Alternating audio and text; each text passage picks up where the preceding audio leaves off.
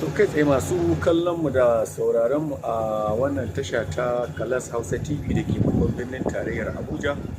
A yau ma mun yi babban kamo yayin da muka kicibis da zakakurin matashin ɗan siyasa kuma ɗan kasuwa kuma basarake wato santirakin jihar Yamma a tattauna da muka yi da shi kamar haka. Ranka da daɗe da farko za mu so ka gabatar da kanka. Assalamu alaikum wa rahmatullahi ta'ala wa barakatuh. Sunana Awwal Yusuf Madobe, santirakin samarin jihar Yamma. Turin kai daɗe ganin cewa wannan sarauta da kake jagoranta ta matasa ce, ganin cewa gashi an ƙara farashin mai yayin da al'amura suka tsaya cis a ƙasar nan. Nan ka daɗe mini ne ra'ayinka dangane da wannan ƙari da aka yi? Assalamu alaikum. Wannan ƙarin da aka yi tsakani da Allah bai mana daɗi, saboda mu ne muke jagorancin matasa, kuma mu muka san me matasa suke so, me matsalar matasa raɗaɗin da ke tare da su bai gama warkewa ba, kuma an daɗa fama musu wani ciwo. Wato shugaban ƙasa ya kamata a ce ya ba da dama waɗanda na kusa da shi za su dinga gaya mai gaskiya game da abubuwan da suke tafiya a ƙasa.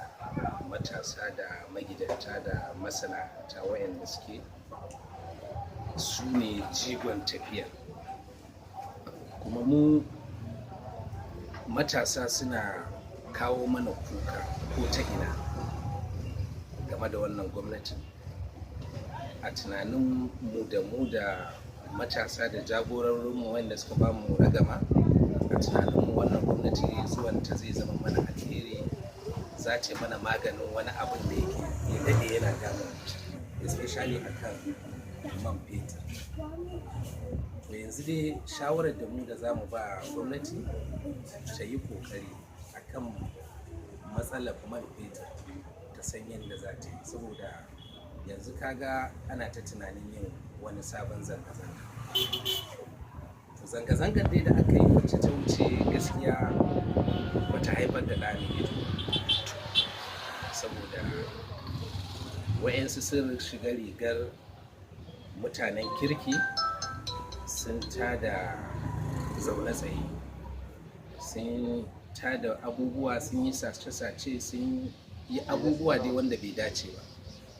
To ba ma goyon bayan irin abu haka ya sake faruwa. Muna ba mutanen da suke kusa da gwamnati su ba gwamnati shawara ta yi amfani da muryar jama'a, muryar matasa waɗanda zai iya kawo mana mafita a ƙasar nan. To ganin cewa game da zanga-zanga da ake, kana ganin zanga-zanga a ƙasar nan ita ce mafita? Gaskiya zanga-zanga a yanzu ba ita bace mafita, saboda kaga a baya zanga-zangar da aka yi ƙungiyar ma'aikata bata shiga ba, to shi yasa ba abin da gwamnati ta ji.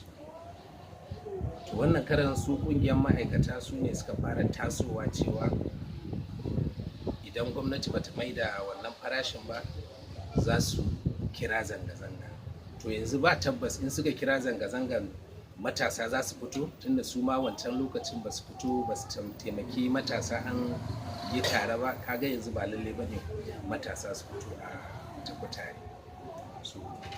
To a matsayinka na shugaba ga bangaren matasa, wanda yake mafi yawanci abubuwan da ke faruwa a ƙasar nan tun daga siyasa za ga cewa matasa ne ake amfani da su, amma sau tari za a tura mota ne ta bada wannan matasa da ƙura.